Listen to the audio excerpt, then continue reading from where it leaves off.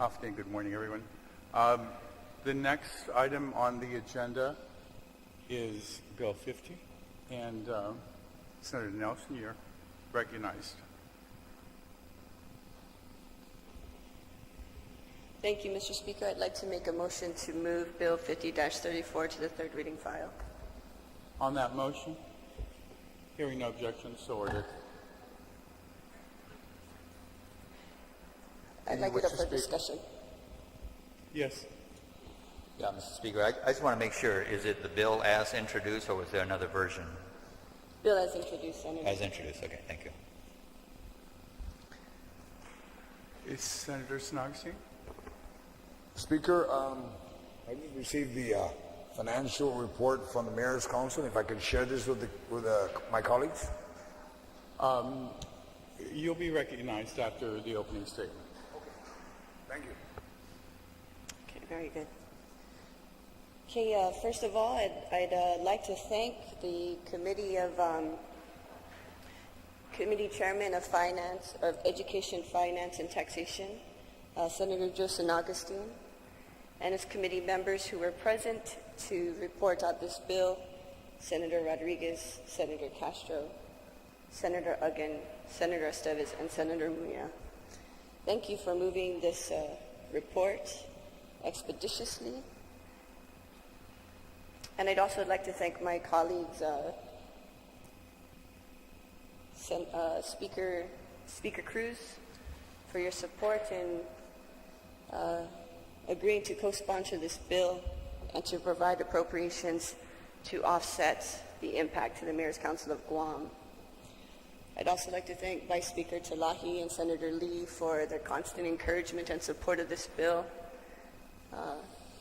And Senator San Nicolas, Senator Castro, Senator Estevez, Senator Espadon, Senator Morrison, Senator Torres, and Senator Rodriguez for giving me the opportunity to have this bill on the session floor.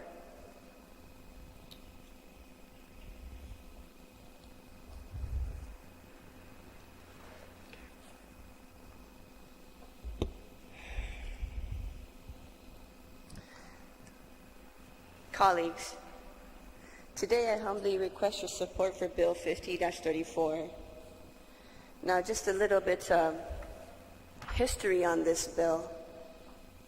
This first came to my attention, of course, when it was put out in the media that this casino was still operating even outside of the Liberation Day Carnival timeline. And I asked myself, how is this happening? You know, being a freshman senator, trying to understand the politics of it all. And why are we still doing this? If we know that gambling is an addiction, if we know that it's hurting the families of our island, why, as lawmakers, are we continuing to do this?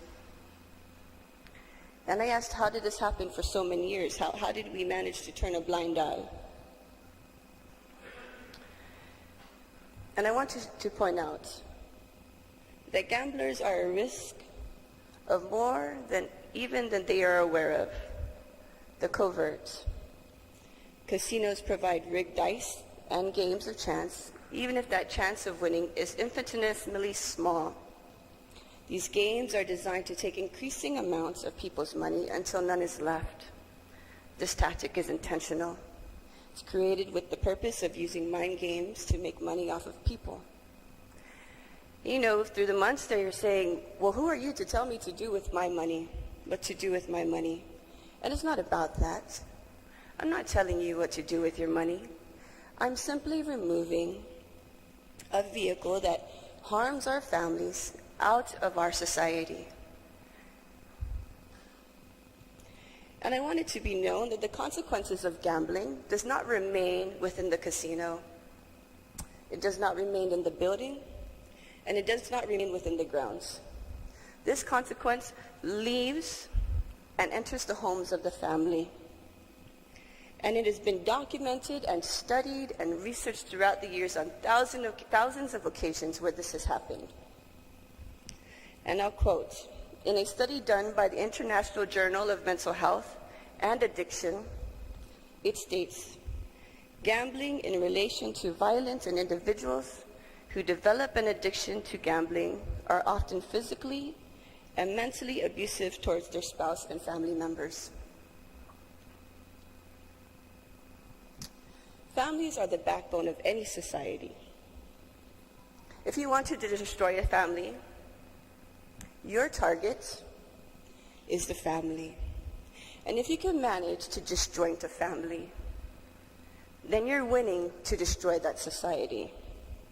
And in our society, our family is the fabric that our culture is woven upon. In our culture, we literally value the families and the extended families. Many of us, it takes a community to raise. Essentially for me, I was a rebellious child growing up, didn't listen to my parents. My godparents came in, didn't listen to them. My aunts and my uncles came in, didn't listen to them. And these are various stages of development. And eventually my grandparents came in, and I listened. So all this intervention, because I had the support of my family, was because of them. Families are the backbone of our society. It is part of our culture. My cousins are not my cousins, they're my brothers and sisters. My aunts are not my aunts, they're my mothers. And same to my uncles, they are like my father.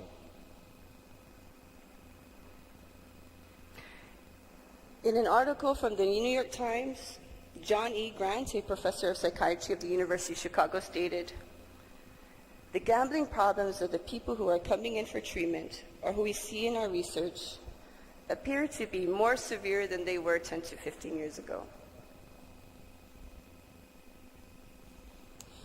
So essentially, gambling and casinos, they don't help build a society, no matter how much revenue they bring in.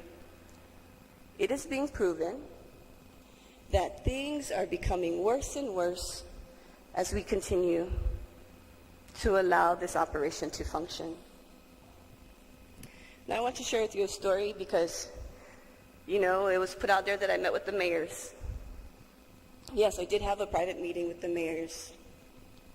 And in one of the discussions, a mayor shared an instance where this man, and he gave the man's name, came up to him and said, "Mayor, my wife is an addict, and she goes gambling in the casino." The mayor responded to me, "That's not my problem. That is not my problem."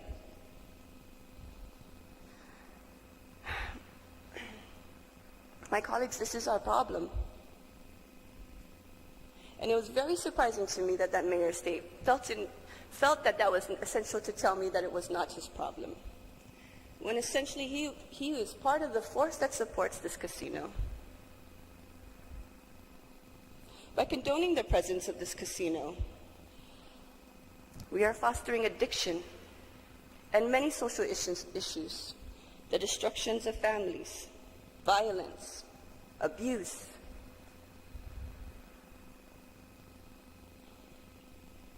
This is our problem. Now, when this bill was introduced, my primary focus was thinking this was a good bill. This will eliminate the casinos, therefore, pulling apart the addiction, helping our families. But then this bill grew and it became much more than that. It became a matter of public accountability.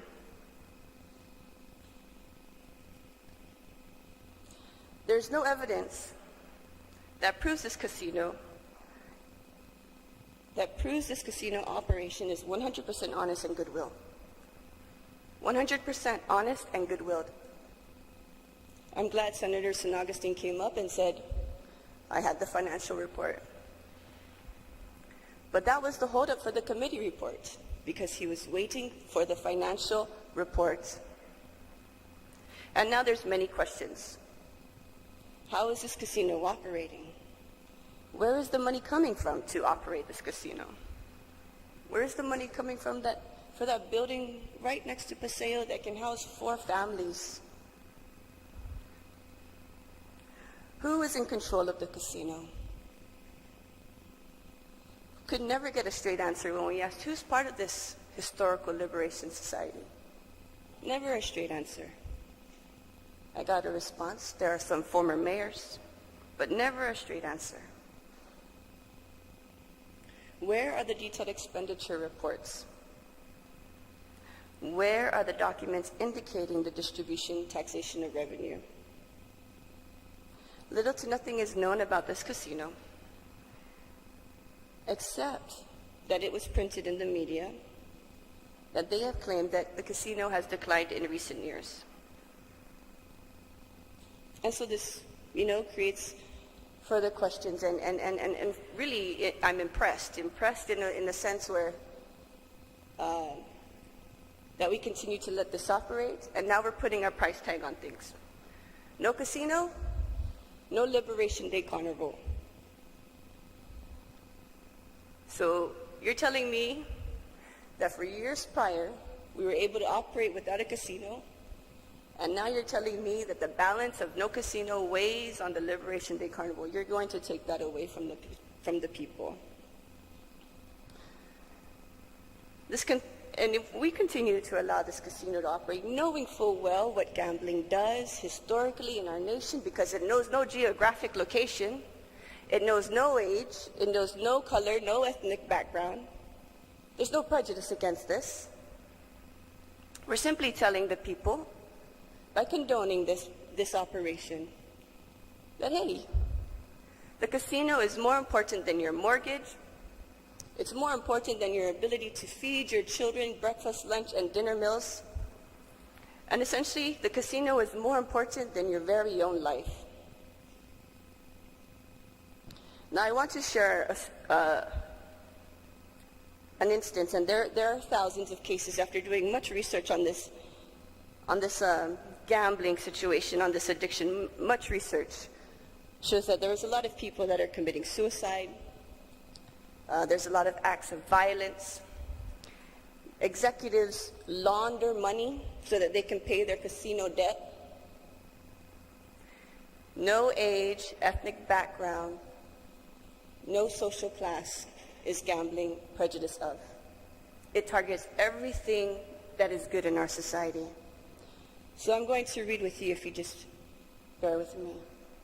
Paraphrase this article. Suicide at the Detroit casino. The human cost of legalized gambling.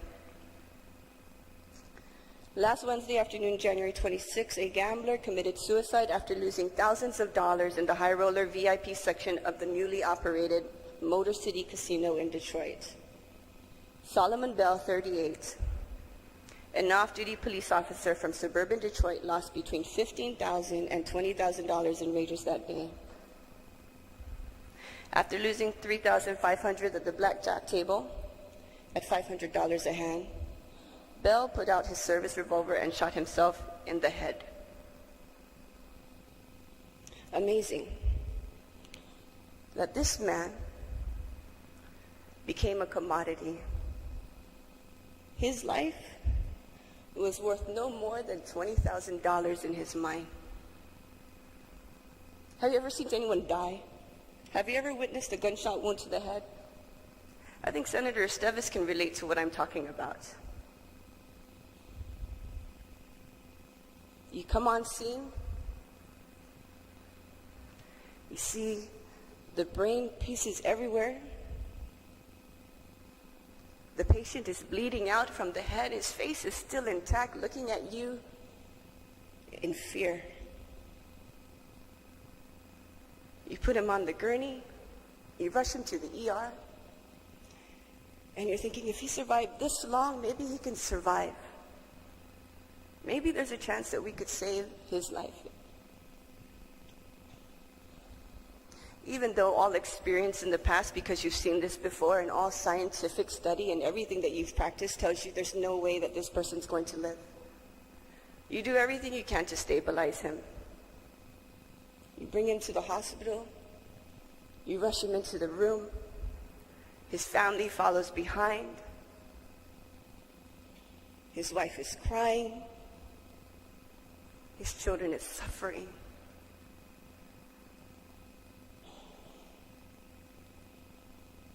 And you hope for a miracle. You hope that because he has a pulse, because he's still breathing on his own, that maybe there's just a way we could save his life.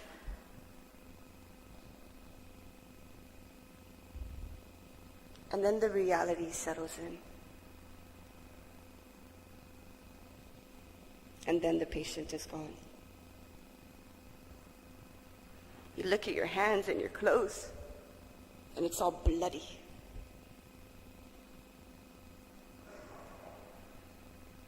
You look at the family and you see immense, immense suffering.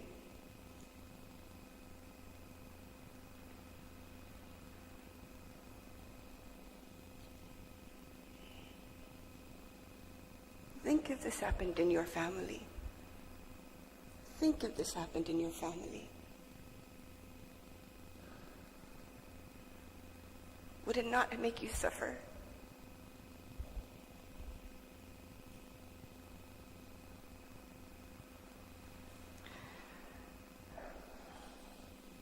Those who have followed the casino industry and its tremendous growth, last Wednesday's events did not come as a surprise.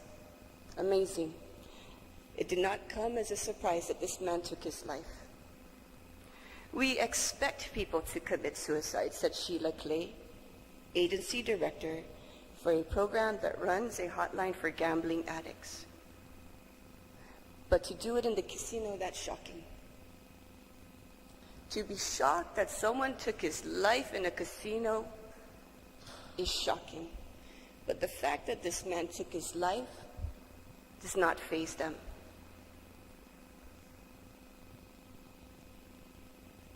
Solomon Bell was the type of person the casinos seek to attract. As a suburban policeman, he made $75,000 that year in salary and overtime, owned several cars, and was buying a home. The majority of casino patrons are Detroiters with far less means, general working people, many poor, hoping to hit it big and move out of poverty. The majority of casino patrons are generally working people, many poor, hoping to hit it big and move out of poverty.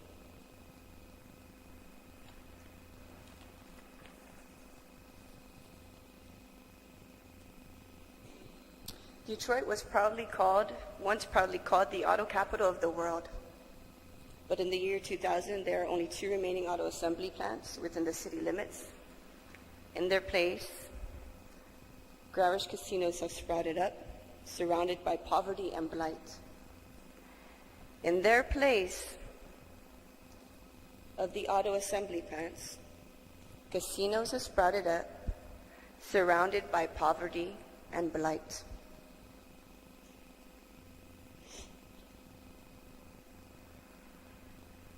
So if we want to argue it's receiving revenue, there's many studies done, many scientific studies, quantitative done, that shows just the opposite, but only it benefits a select few,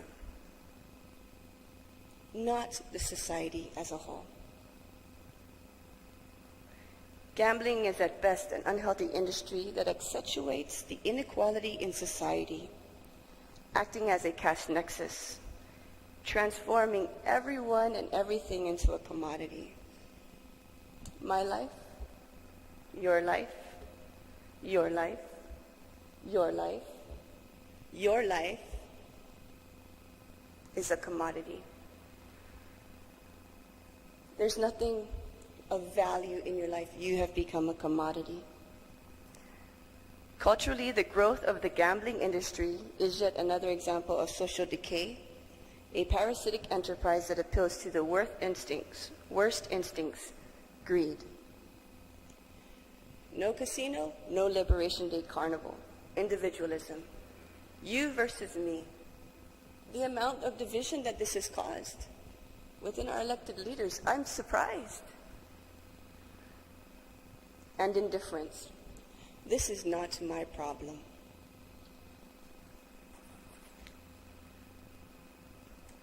Bill number 50-34 is here to show that the social ramification of gambling and the voices of the people of Guam offset any revenue. And remember, year after year, the people have voted no. Our public safety, our social environments, our representative government, our rich history, they are not for sale. This is our chance to put out the fire that gambling has sparked in this community. And I'm pleading with you, all of my colleagues, to not underestimate the significance of your vote. Your vote is very precious here today. Your vote will determine whether we want to do what is good for our families and our society, or whether we want to do what is good to line the pockets of others. I want to remind you that addiction has no prejudice on age, ethnicity, social class, or geographic location. Sure, we can argue this happened in Detroit, but there are many other instances that this has occurred. This week, we have been given the grace to put an end to this addiction, to put an end to the disease. We have been given the grace to have the ability to remove a vehicle of addiction from our community. We have been given a grace to preserve our families, restore our community, and do away with really rots the very core of our heritage as a people. My colleagues, I humbly plead with you to support this bill, to remove all logic, and to really look at the impact that it does to a society, that the suffering and immense pain that it causes to a family, to take away the numbers, to not tell the people that money is more important than your life.